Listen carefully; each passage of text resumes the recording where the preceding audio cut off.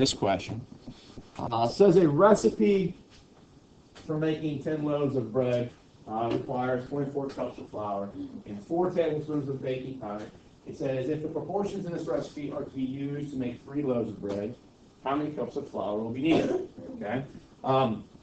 Anybody interested in like cooking, want to be a culinary art or whatever like that? Okay, stuff, or baking or whatever. All of us at some point you're probably gonna have to bake something in real life, right?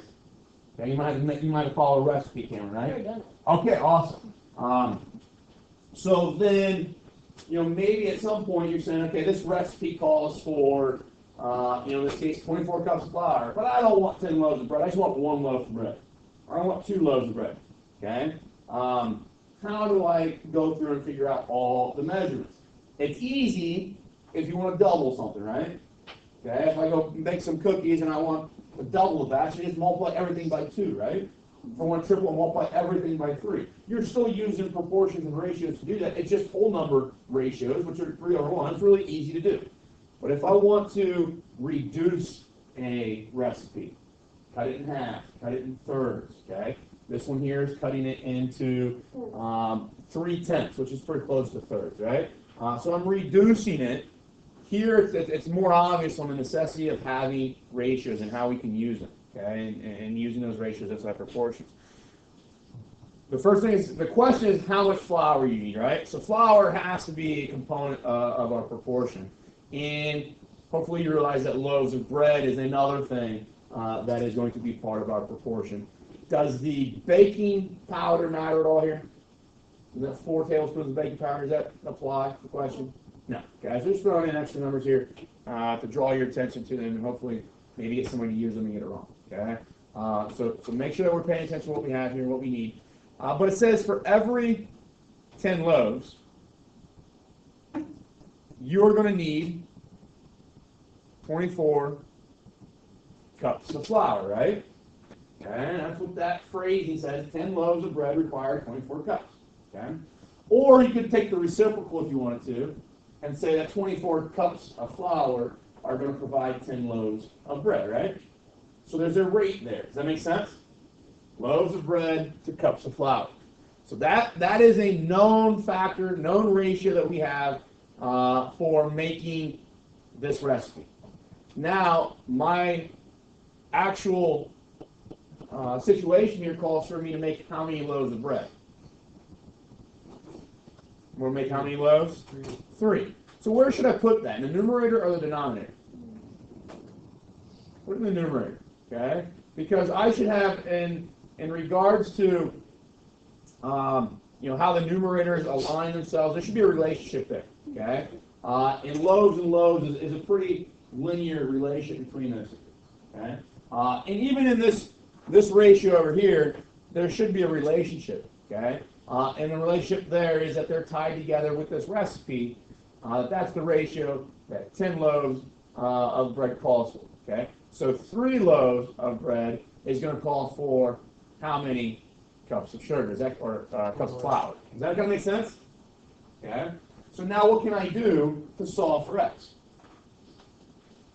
I cross multiply, right? I get 10x is equal to 72. So then x ends up being 7.2. Now 7.2 what? Cups. Okay. Now we can ask ourselves, how do I know if this is right? Okay. How can I, it would kind of stink if I did this work and maybe came up the wrong proportion, did the work, got an answer, used that answer to make some loaves of bread, cooked it, and it tasted terrible, right? I've tasted some of your stuff from Mrs. Brayshock's class. It's terrible.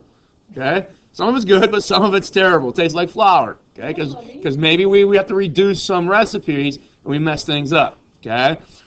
So what I want to do is I want to make sure if 10 divided by 24, 10 divided by 24, see what that decimal is? Gives me that, right? So 3 divided by x, which is now we found out to be 7.2, should be what number? Should be the same thing, right? It should be 0.416 repeating. Okay, it's just putting those two values in a similar format, right? Decimals are an easy format to compare things. Basically saying that the left fraction of 10 over 24 has a decimal, 0.416 repeating. The ratio on the right is 0.416 repeating, and those equate, right? So that has to be the right x value. Okay. Now some of you might say, oh, I didn't do that. I didn't set my proportion up that way. I went ahead and I did this. And I wrote maybe, I did down here in the bottom, 10 loaves compared to 3 loaves. Anybody want to do that? Does that make sense to compare those? Because they're loaves to loaves, right? Okay. So 10 to 3. And now over here, okay, there should be a relation between the objects and the numerators. So 10 loaves, how many cups of flour did 10 loaves take? 24, right? 24 cups. And now we're looking down here for X cups, right? Well, why does that work? Why does that allow us to still solve for X? Because I still get 10X equals 72, right? Didn't we talk a couple days ago? It might have been yesterday we talked about this. That when we have proportions, it is perfectly fine to flip-flop those two things. Those are the means, right? We can interchange the means and still get a true proportion. So that's okay. Does that make sense? Did anybody maybe take the reciprocal of that stuff that I wrote in blue, right? 3 loaves over 10 loaves equals X cups over 24 cups? That's okay as well. All right? So you've got options. All right? You could have even started with this. Let me do it in red here. Let's say I have that black one, that black proportion. Could I do this? 3 loaves over X cups equals 10 loaves over 24 cups, right? Does that kind of make sense? I just flip-flopped them. The left side became the right, and the right became the left. We can do that because it's a symmetric property of equality. Okay? And that looks a little bit different than we started with, right? It's still 3 over X and 10 over 24, but if you did that, maybe some of you see that, if I interchange the 10 and the X, I get 3 over 10 and X over 24, which is also a viable approach to setting that up. Does that make sense, everybody? But what I want you to understand, though there's a lot of different ways to set this up, there are some ways that you can't set it up. If I put 10 over 24 equals 3 over X, I don't get the 7.2, right? I get something else, which would obviously not make the 3 loaves of bread that we eat. Okay? So if your proportion varies from mine or varies from your neighbor's, apply one of the properties that we know is able to be done to proportions to see if you get the same answer. Okay? Or if you can manipulate yours to look like theirs. Okay? Couldn't we just do 24 times 3 and then hand on 7.2 to check it, and if they equal each other? Yes. Yeah. So I took them and divided them out, got 0.416 repeating, right? So he's saying, can I take 10 times 7.2 and get 72? And I take 24 times 3 and get 72. Because those 72s equate, then yes, it is true. Okay, good question. All right, so that's a real life application. Here's another one. And I'll just take a minute and let you guys come up with what you think you should do for this. All right, so bucket holds 4 quarts of popcorn.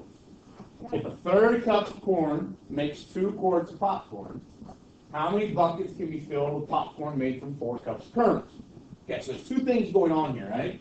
Yeah. You've got kernels that make popcorn, right? Mm-hmm. You're going to take that popcorn and you're going to put it in which comes back in quarts.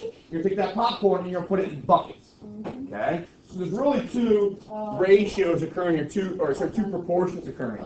Is it 6? Okay, so it does end up being 6. Okay? So the idea is we know 1/3 cup of corn or kernels is going to provide how much popcorn? 4 quarts. 2 quarts. 2 quarts. Okay, so 1/3 of a cup yields 2 quarts, right? Okay. We are going to dump in how many cups of popcorn or kernels? We're going to use 4 cups, right? Okay. Notice my numerators have the same relationship, correct?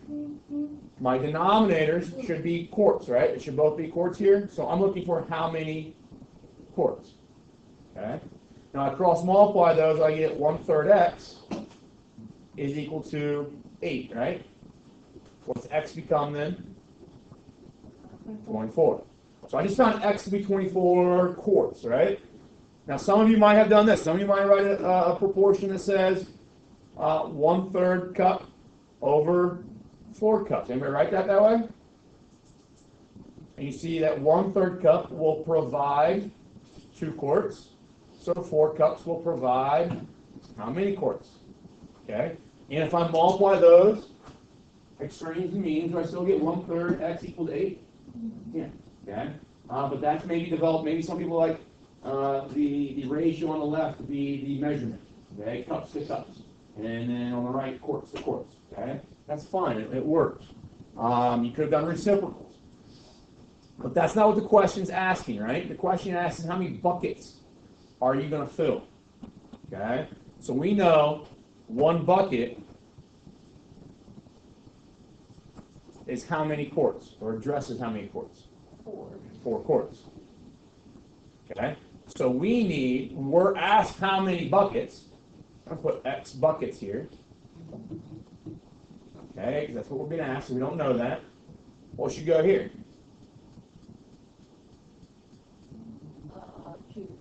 No, it should be 24 quarts, right?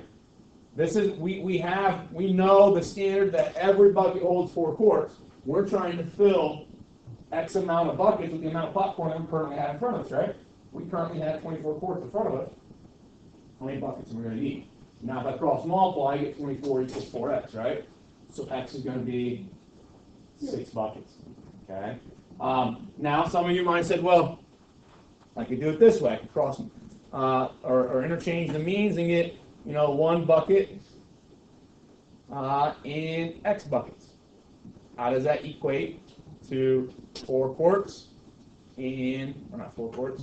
Yeah, 4 quarts in our 24 quarts. Okay?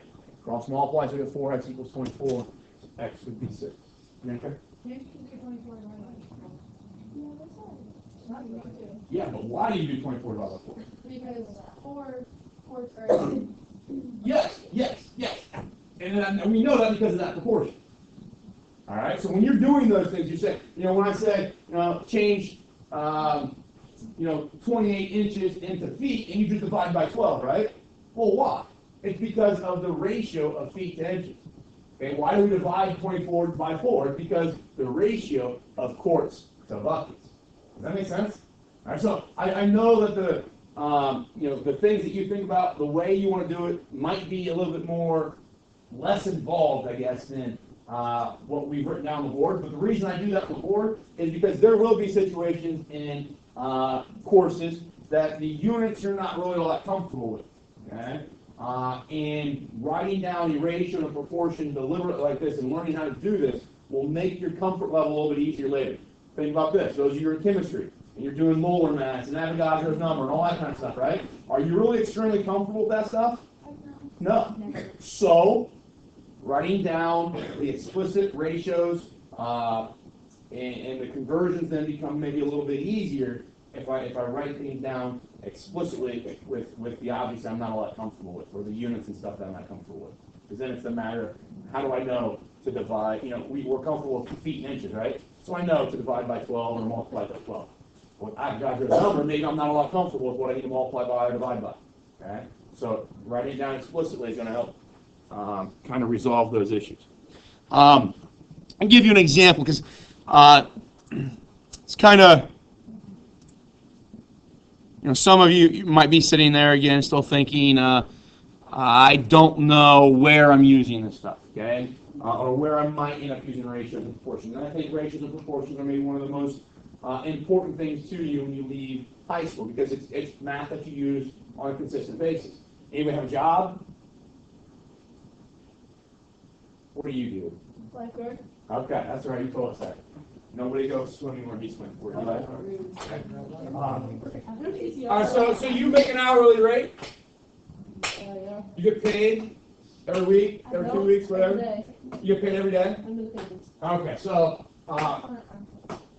yeah, so if you're getting paid under the table, this stuff's probably not taken into account. Let's say that I have a job that I make $20 an hour. Okay? They don't Huh? do it. You mean? Yeah, why are you being everything? I don't know, that's near them. So they don't have to, so the person that's paying him doesn't have to, file that in their taxes and show that they,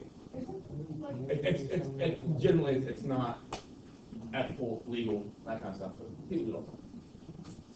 Like, nobody's gonna, like, it's probably okay, because he probably doesn't, he's not lifeguarding and making $2,000 a week. Now, if he's getting paid $2,000 a week under the table, that's gonna set off a red flag, and someone's gonna audit that place and probably get a lot of stuff. But if he's making $30 a week, $50 a week, something like that, usually people do that kind of stuff under the table. I get 40 a day. Okay, so, You get how much of that? 40. so think about this. If you got a job, you're making 20 hours, or $20 an hour, and let's say you work 40 hours. What's 20 times 40? What's 2 times 4? It's $800, right? Okay. So if that's my job, and I work a 40-hour week, am I going to bring home $800? No. No, because what are you doing? If you have a legitimate job, you're also paying what? Taxes. Taxes. The reason why people pay under the table. He doesn't have to pay taxes on that money, right? And they don't have to pay taxes on him. You're not bringing $800 home, all right? And if you are a person that's budgeting your income and your expenses, you work 20 hours a week or 40 hours a week for $20 an hour. Can you go in your first week of employment go buy something that costs $800? Nope. No, because on average you're bringing home probably 70% of that $800, right? So 70% of 800 is what? 320. Or 7 times 8? 56, right? So you're bringing home $560 out of that $800. So if I go buy something with $800, I'm in the hole, right? Okay. So you're using ratios and proportions all the time to figure that kind of stuff out. We just said 70%. I took 7/10 is equal to what out of 800? Okay. Cross multiply and you get your $550. Okay. My wife is a speech pathologist, speech therapist, and she's a director of rehab. So she has to sit and calculate. Half of her job is to sit and calculate, and she does a whole lot of other stuff. But one aspect of it is to schedule her therapist and to see patients, and it's all based off of Medicaid and Medicare and insurances. And insurance said, this person, because of their illness or whatever they need therapy for, you can only see them 3 times a week for a maximum of 30 minutes each time. Okay, so then they can know that, okay, we got 90 minutes in this week that we can see this person, and now how do I address their scheduling with my therapist? Okay, and then the therapy company has a restriction on the therapist that says, because of how things get paid out through Medicare and Medicaid and how the businesses are getting reimbursed and that kind of stuff, the therapy company says we have to have our therapists be 80% productive. Okay? And what that means is that they have to be with patients, billing patients for their service 80% of the time that they're in the building. So the therapy company says well, you can have 20% of the time where you're doing paperwork, you're sitting on a computer doing stuff, you're going to the bathroom, that kind of thing. Okay? So she has therapists right now who don't understand how when Megan tells them you have 900 minutes this week, or you have 315 minutes today of therapy, they don't know how to figure out how many minutes they're allowed to be in a building. Does that make sense? Okay, because she's got patients or therapists now that said they're at a 70% productivity level or 50% productivity level, and they're on the verge of getting fired because the therapy company is paying them more money to just sit around and not be productive, right? Does that make sense? So, think about this. If they have to be 80% productive, okay? 80% productive. If I had in 1 hour for 60 minutes, okay, what's 80% of 60? What's 0.8 times 60? Or 0.8 times 6? Or what's 8 times 6? 48, okay? So we have 48 minutes. Okay, so this is the hour that I work. This means that for 48 minutes of that hour, I have to be with patients. Does that make sense? I have to be delivering therapy or care to those people. So if my boss tells me of the patients you see, maybe you see 5 to 6 patients in a day, you have 315 total minutes of therapy that you have to deliver today. That means this is how many hours, or minutes in this case, that you're allowed to be in the building to stay at 80% productive. So they cross multiply, so you get 48x is equal to 60 times 315. So I multiply that out. 60 times 315 divided in by 48. And they're allowed, 393. 27 So 393.75 minutes, which tells the therapist that they're allowed to be doing non-therapy work for 78.75 minutes. That's 6 hours. Okay? Huh? Okay, this is 6 hours. Yeah. So, and this is an hour and 18 minutes, right? So they work with patients for 6 hours, and then they have an hour and 18 minutes that they have to get all their extra work in, documenting, writing notes to nurses and that kind of stuff, and then they have to leave the building. Does that make sense? Okay, they have to, or their productivity goes under 80%, and they're going to get fired if they show that productivity level too many weeks in a row. Wait, what if it's 7 weeks? Then they have to do it on their own time. My wife has the same thing. She has to do a lot of paperwork at home. Like now, the OT has an assistant. A PT will have an assistant. So the assistants a lot of times will do the paperwork for them. Speech pathologists don't have assistants, so she has to stay 50% productive because she has the DON or the DOR job, the director of rehab job on top of it. But there's a lot of times that I'm not going to get the paperwork done. I have to do that at home. I have to find other ways of doing it, and it's unpaid. Okay. So those are kind of things to think about as you guys get into workforces. You might have those requirements, and you might have to do a little bit of work to figure out how many hours can I work, how many minutes can I work, and keep these productivity levels. So like, when you guys say you're like after school, do you guys get paid for that for like grading? All right, so what biologists do is we're interested, if we're going to put animals on the endangered list or the threatened list or whatever, we got to know how many there are, right? All right, and we can't, let's say, think about this, blue whales, right? How do we know that there's this many blue whales in the world? Did they call a community meeting, all the blue whales showed up and they just counted them? Yeah. No, it doesn't have. That's stupid, right? So we have to have a way of calculating how many of these animals are really in the population. Okay, so this is the way they do it.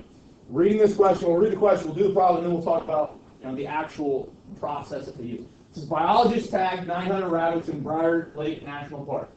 It says at a later date they found 6 tagged rabbits in a sample of 200 rabbits or 2,000 rabbits. So I want to write that ratio down right now. They found 6 tagged rabbits out of 2,000. Let's just use as a we'll call that a population. Actually, let's use it as a. I'm gonna call it rabbits, but it is a sample. Okay. Obviously, the 2,000 is not all of the rabbits, right?